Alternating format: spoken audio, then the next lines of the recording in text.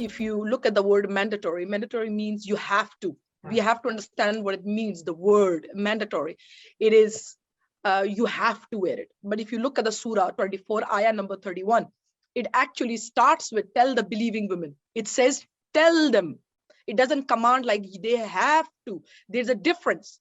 It is just like in the food, they says, oh, you know very clearly about food, it is haram or you are not, it is prohibited. It's very clear about some certain things in the Quran.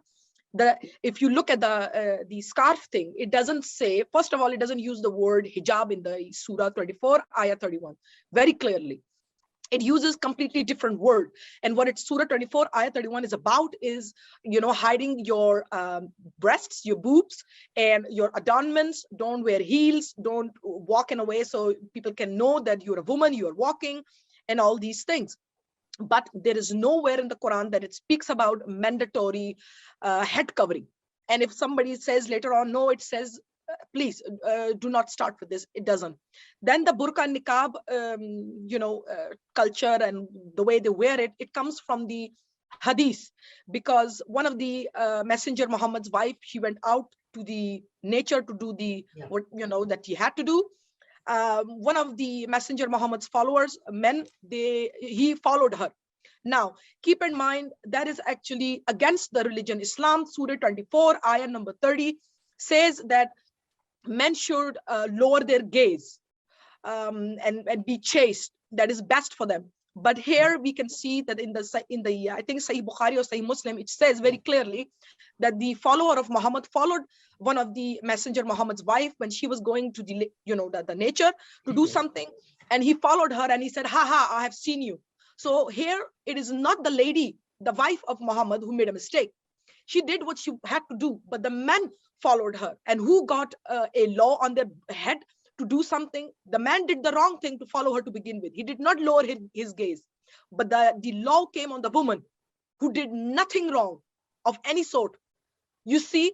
So nobody looks at the bigger picture. And then these women, these girls, they talk about hijab, the demand, that some of them also say that it is not by force. If you look at the country Iran, there are so many women who are fighting to get rid of hijab. They don't want to wear hijab. There's a girl recently, she got decapitated because she wanted to be free from her husband. I think she was 17-year-old. She posted a picture, I believe, without the hijab on, and the husband decapitated her. Because she did something to their honor. She showed her face without the scarf. I mean, where is the respect for women? I mean, and the court is not even willing to give him that punishment for something that the man did so bad, he took the life. So the point overall in this is there is nothing like mandatory hijab in the Quran. There is nowhere to be found.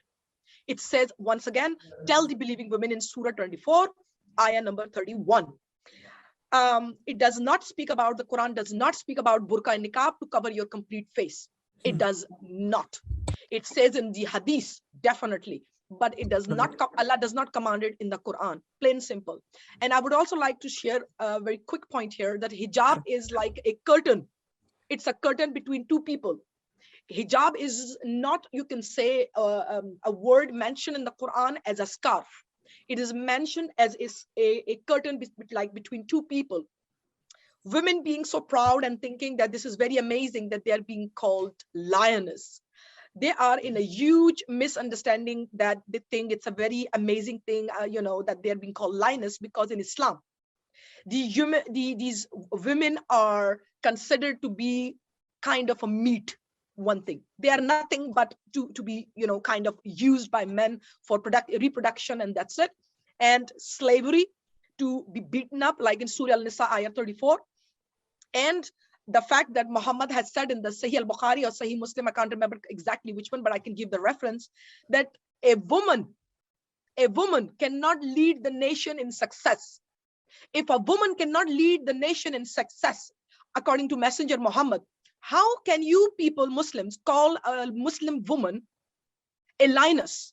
Because a lioness is somebody who actually can lead, and can do much more, is very strong, very powerful. So how can you even call her a lioness? That's a big fat lie. the fact that it's happening in India or maybe the other Western countries, it's remarkable to see, because in the Muslim countries, they want just the opposite. And I find it to be so disrespectful. And I would also like to say two things, which is they talk about that it's something we do it on our own, we love Allah, yada, yada, yada. But most of them, it is because of society, family, father, brother. When 4-year-old, 9-year-old is wearing a scarf, hijab, it's not, by their own choice. That is the biggest lie, according to me, at least, my, thoughts. And I have seen in my own area, literally, where a 4-year-old has been wearing scarf, and a 9-year-old. And then they are being told that it's written in the Quran that when you are 9 or 12, you have to wear it, which is a big fat lie.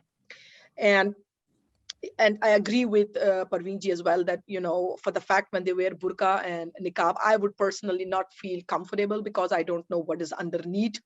You can't see what is, what they're really wearing under that big cloth that's black. And if you see on YouTube, many of the videos, you can see the women, they steal, and the videos are available. They can see it. I'm not making it up.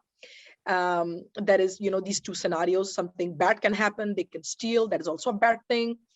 And another point that I do think about, which I find very disrespectful from these Muslims in general, whatever is happening in India or in the Western countries, when they demand the acceptance of burqa, niqab, or hijab, I feel like it is extremely, extremely disrespectful toward the country they are residing in, who is giving them so many rights. It's like, I personally feel these Muslims are never satisfied.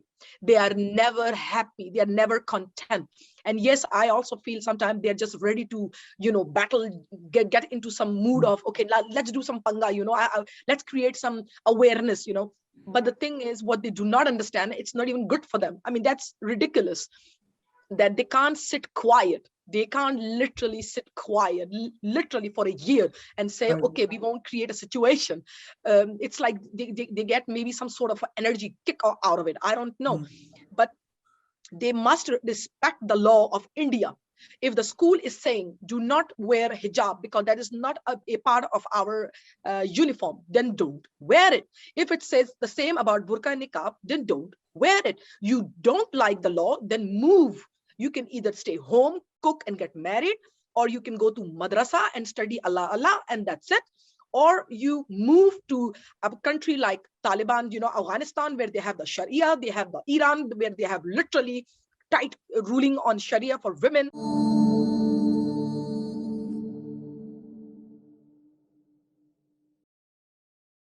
Please remember to subscribe to us and switch on the notifications for this channel. For our other social media links, more content, and to support our work, please visit citti.net. Dhanyavad. Namaskar.